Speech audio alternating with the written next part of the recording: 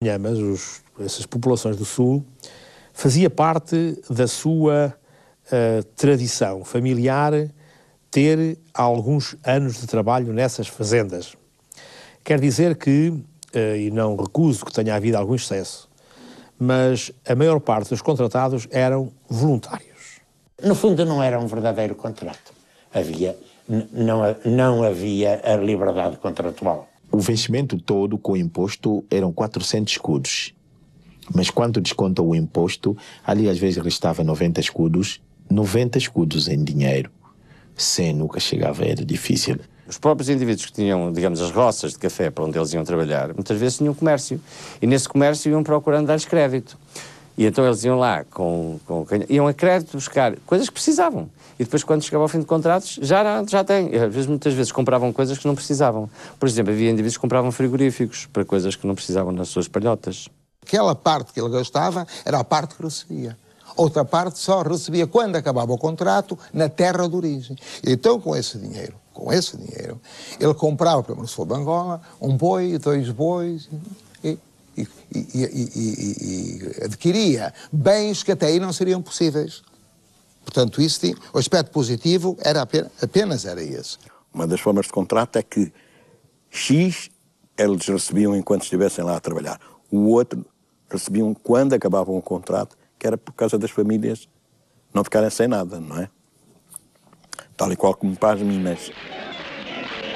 As minas de ouro da África do Sul eram um destino procurado com entusiasmo por milhares de moçambicanos, também como alternativa ao contrato, ao trabalho forçado ou à falta de oportunidades. Permanentemente renovada, esta imigração viria a constituir uma tradição entre os jovens moçambicanos. Ir às minas do Transvaal ou da Rodésia do Sul transformou-se num ritual de emancipação masculina. Para além das vantagens salariais com a experiência do trabalho nas minas, os magaíças, nome porque eram conhecidos estes imigrantes, valorizavam-se aos olhos da família e do seu meio social. Para os cofres do Estado português, o trabalho destes homens, cerca de $500 000, constituía uma importante fonte de receitas. South Africa pays the Portuguese government in gold. It works out at about £2 for each man, and also pays the workers at the rate of some 3 shillings a day, with food and shelter thrown in. The remittances the workers send home form a vital part of Mozambique's income from abroad.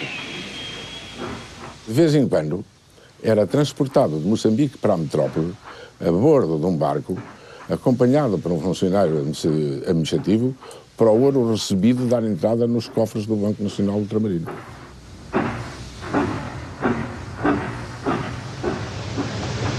A economia das colónias assentava sobretudo no setor agrícola, que ocupava a maioria da população indígena, e nomeadamente em culturas obrigatórias impostas aos camponeses. Caso do algodão, que tanto em Angola como em Moçambique conheceu nesses anos grande difusão. Outros produtos como a cana-do-açúcar, o sisal, as madeiras e o café, de que Angola se tornara o 3º produtor mundial, eram pilares importantes da política económica dos anos 30. Produzir e enviar para a metrópole matérias-primas, que depois de transformadas pelas indústrias portuguesas, abasteciam os mercados ultramarinos.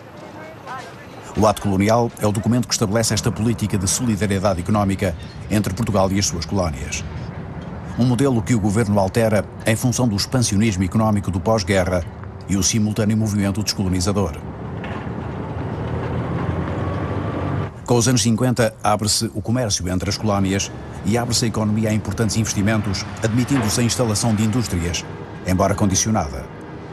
O orçamento destina 6 milhões de contos para a construção de infraestruturas, especialmente em setores como os transportes, as comunicações e a energia. Durante a década, as exportações angolanas aumentam mais de 50% e as moçambicanas quase duplicam. Procurando construir e modernizar, o governo tenta defender-se da hostilidade internacional à sua política colonial. Desse esforço faz parte um plano de povoamento que incentiva os portugueses à imigração para a África. O Estado cria agora serviços próprios e condições especiais para estimular a fixação de portugueses em Angola e Moçambique, após décadas de exigência de carta de chamada, o documento indispensável a quem pretendesse emigrar para o ultramar. Com especiais cuidados sanitários e algumas instruções básicas sobre um mundo que desconhecem inteiramente, preparam-se candidatos a um povoamento branco, supostamente capaz de equilibrar em número os negros mais instruídos e, ao mesmo tempo, fornecer pessoal para as empresas que, entretanto, se criavam. Muitos dos novos colonos vão integrar-se nos setores de comércio e serviços, sobretudo nos centros urbanos, que registram então um grande surto de crescimento. Capitais como Lourenço Marques, em Moçambique, ou Luanda, em Angola, entre várias outras cidades, exibem uma modernidade, um desenvolvimento e mesmo um cosmopolitismo que se destacam na paisagem do continente africano. E, naturalmente, na imagem que Portugal exporta.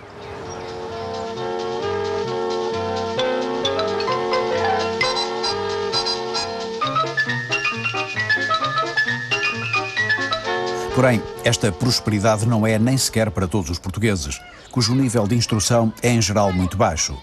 Alguns, menos preparados, vivem mesmo em zonas pobres africanas, e entre estes e os que verdadeiramente enriquecem, há outros que, embora melhorando a vida, ficam longe das expectativas com que tinham sonhado.